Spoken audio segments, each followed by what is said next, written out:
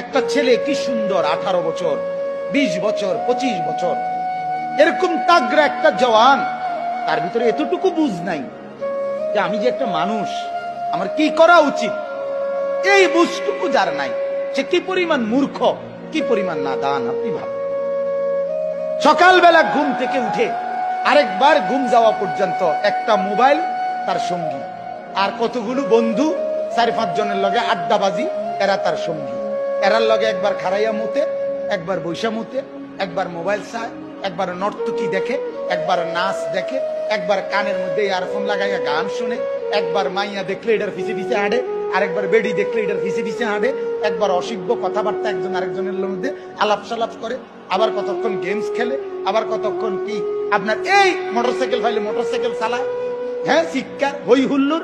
আপনি বলেন, এটা কি কোনো জীবন? তুই বল।